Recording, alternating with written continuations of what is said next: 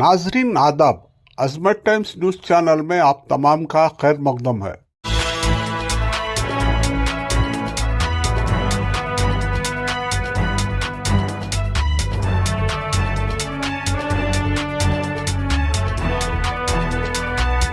आज बैंकॉक की बड़ी सी बड़ी बिल्डिंग तबाह हो गई। 7.79 का मैग्नीट्यूड का जलजला देखा गया और हिलाकर रख दिया। साथ ही साथ थाईलैंड और म्यांमार को भी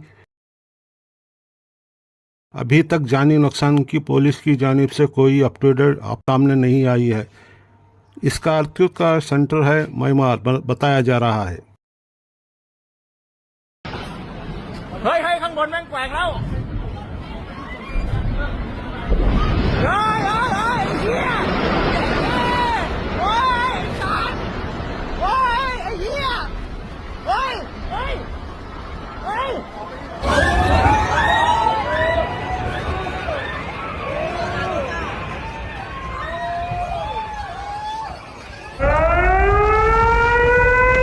ये म्यांमार का येवा ब्रिज है। जैसा ही जलजला आया ये कोलैप्स हो चुका है।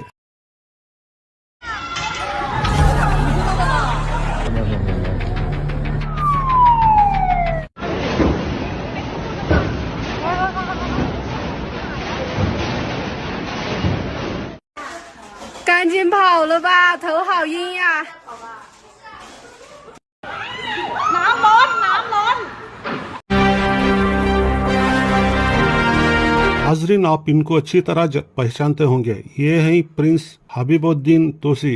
उन्होंने काफ़ी ज़्यादा फेमस हुए थे। राम मंदिर की तामीर पर सोने की ईंट दूंगा करके कहते, शायद दिए या नहीं मालूम नहीं, लेकिन जो मुगल बादशाहों को लेकर जो सोशल मीडिया पर वीडियोस चल रहे हैं, जिस तरह की मूवी आई हैं, उसी को लेकर किस तरह हंगामा हुआ था, अभी प्रिंस हबीबुद्दीन तूसी का बयान सामने आया है। देखिए। अस्सलाम वालेकुम रहमतुल्लाहि व बरकातुहू।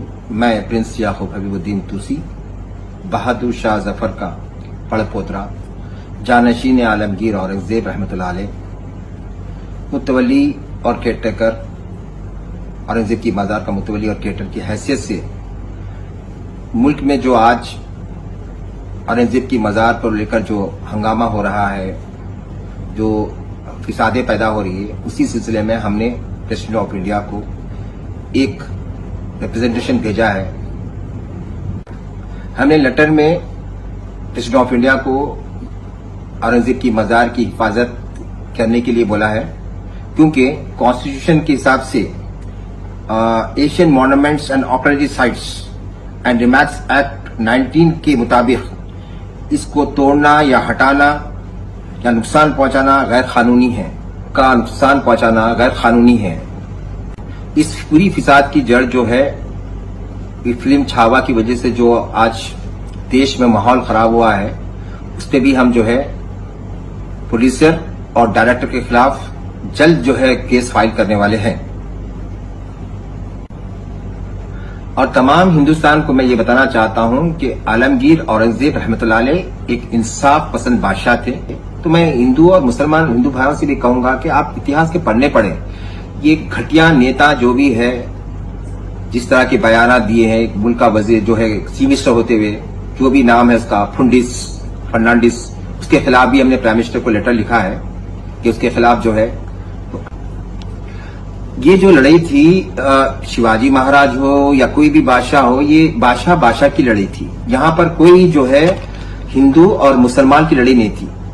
जिस तरह भी मैं बता रहा हूँ आपको कि हम आपको बताना चाहते हैं कि देखिए, एक बादशाह की लड़ाई थी और सबसे ज्यादा जो है फौज में, औरंगजेब की फौज में जो हाई कमांड्स पे थे, फाइनेंस मिनिस्टर रहिए, जो हिंदू राजपूत थे, हिंदू लोग थे, और शिवाजी महाराज की जो फौज में थे वो मुसलमान थे। तो यहाँ पर जो है हिंदू और मुसलमान की लड़ाई नहीं थी, बादशाह की लड़ाई थी। अब रहा कैद का सवाल, उस जमाने में होता ये था कि बादशाह जहां पर फतेह करते थे वहां के बादशाह को कैद कर लेते थे। और शिवाजी महाराज के बेटे जो शाहूजी थे, उनका पालन पोषण किसने किया? औरंगजेब। उनका कन्यादान किसने किया? औरंगजेब ने। और सबसे खास बात, 5000 अशरफियां उनकी शादी में अपनी जेरे सरपस्ती में उनका निकाह, उनका जो होता है हिंदुओं की रीति रिवाज के बाद कन्यादान जो किया है, उसमें जो वो थे साथ में, ये इतिहास के पन्नों बताया जाता है। आप उसके बाद उनका कन्यादान किए, उनके 5,000 अशरफियां तोहफा दिए, शनाई बजाई गई।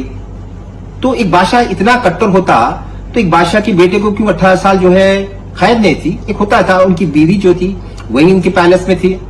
अगर ऐसा हो, इतने कट्टर होते तो बच्चे के साथ, शाहू जी के साथ इतना बड़ा जुल्म करते थे, वो तो कन्यादान किए। और दूसरी बात, खास बात यह है, जब शाहू जी महाराज औरंगजेब के इंतकाल के बाद बाहर निकले तो सबसे पहले श्रद्धांजलि लेने कहां गए? औरंगजेब की मजार पर।